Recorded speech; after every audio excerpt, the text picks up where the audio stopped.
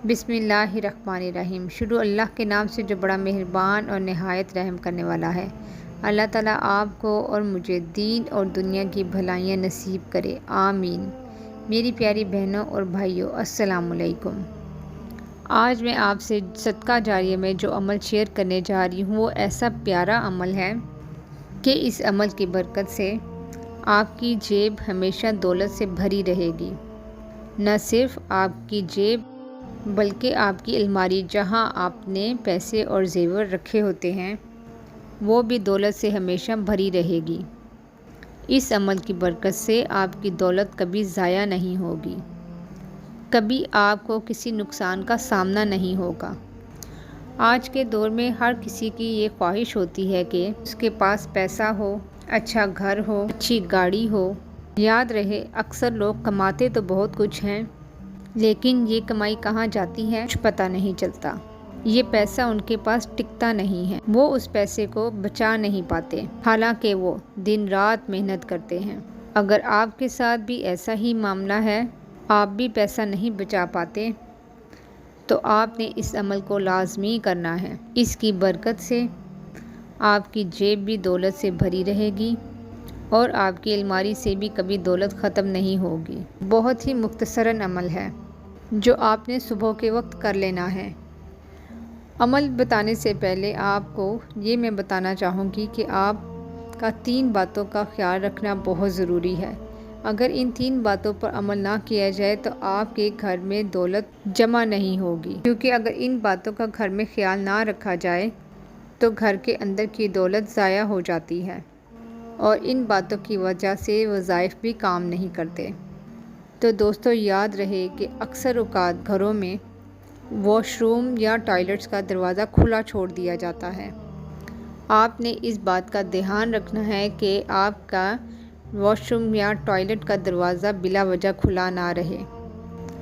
इस्तेमाल के बाद उसका दरवाज़ा लाजमी बंद रखें, क्योंकि दरवाज़ा खुला रहने से इससे नेगेटिव वेव्स आती हैं और इससे आपकी दौलत पे बहुत असर पड़ता है।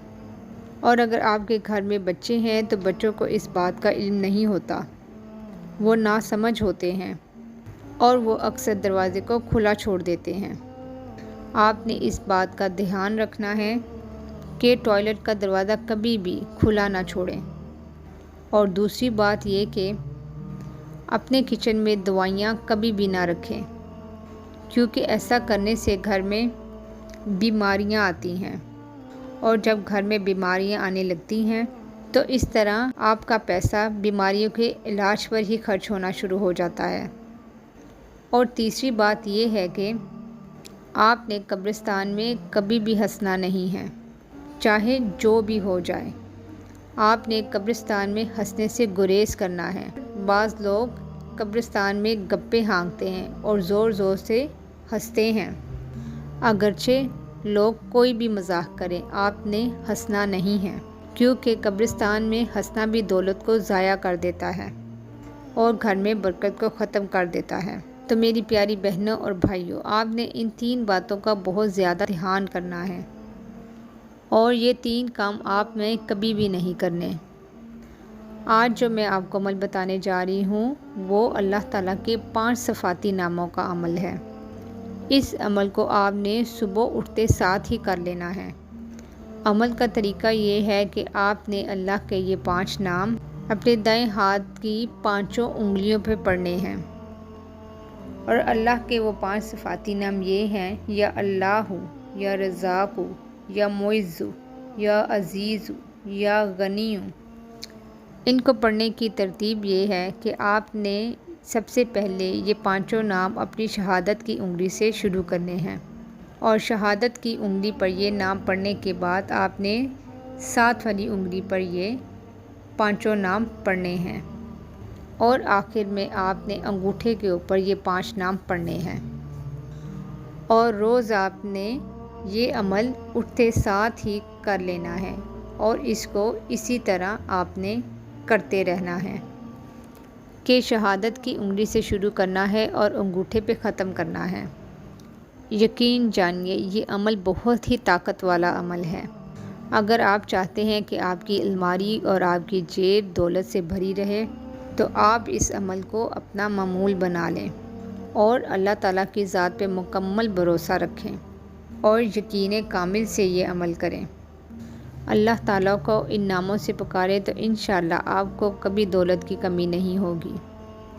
یہ بات یاد رہے کہ یہ عمل آپ نے صبح اٹھتے ساتھ ہی کرنا ہے اور بلا ناغہ کرنا ہے، یعنی جاگنے کے بعد آپ نے جو پہلا کام کرنا ہے وہ یہی عمل کرنا ہے۔